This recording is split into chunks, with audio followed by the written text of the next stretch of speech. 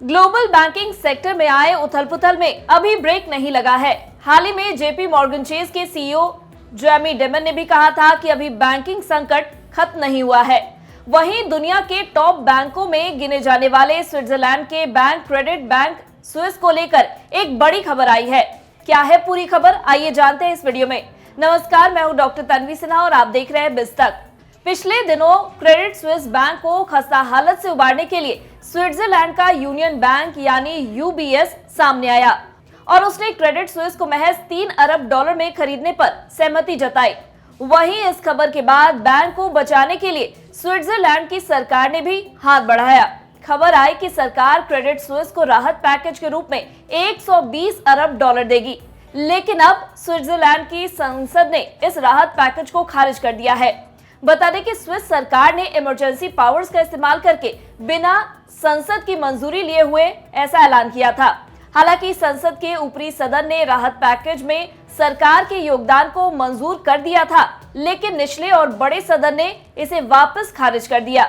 निचले सदन में पैकेज के विरोध में 103 सांसदों ने वोट दिया, वहीं पक्ष में सिर्फ 71 वोट आए। दरअसल इमरजेंसी नियमों के तहत सरकार की ओर से किए गए ऐलानों को पलटा नहीं जाता है, लेकिन ये वोट स्विस अथॉरिटी के प्रति नाराजगी का एक प्रतीक हो सकता है, जिनके स्विस संसद को नजरअंदाज कर लिए फैसले ने कई राजनेताओं को नाराज कर दिया है। क्रेडिट स्विस की गिनती दुनिया के सबसे बड़े बैंकों में होती है और ये अपने ग्राहकों को कई तरह के फाइनेंशियल सेवाएं मुहैया भी कराती है। बैंक 167 सालों के इतिहास में कई ऐसे स्कैंडलों में पहले भी घिर चुका है, जिसने उसकी इमेज को नुकसान पहुंचाया है और जिसके चलते इसे मेजर फाइनेंशियल नुकसान भी हुआ है। चलिए जानते हैं इस बार ऐसा क्या हुआ कि क्रेडिट स्विस का खेल खराब हो गया। तो दरअसल क्रेडिट स्विस ने बॉन्ड में काफी पैसे निवेश कर दिए, जिनके कारण उनके पास पैसों की दिक्कत हो गई। बॉन्ड्स की वैल्यू गिरने से बैंकों को तगड़ा नुकसान हुआ। बैंक की कमाई लोगों के पैसों से होती है। बैंक ग्राहकों से कम ब्याज पर पैसे लेकर उसे अधिक ब्याज पर लोन के तौर पर देते हैं।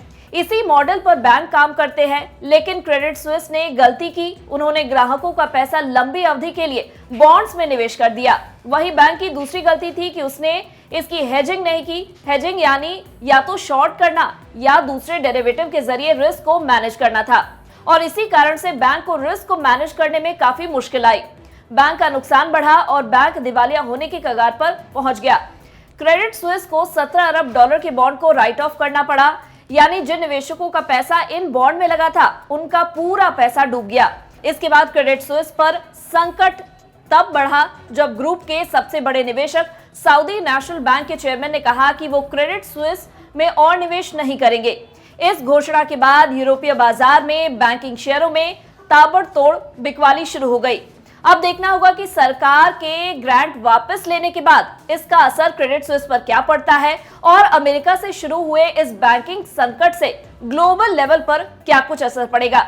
अगर आपको हमारे इस वीडियो में दी गई जानकारी पसंद आई हो तो इसे लाइक और शेयर जरूर करें। साथ ही बिजनेस जगत की खबरों से अपडेटेड रहने के लिए बने रहे हमारे साथ और देखते रहे बिज तक।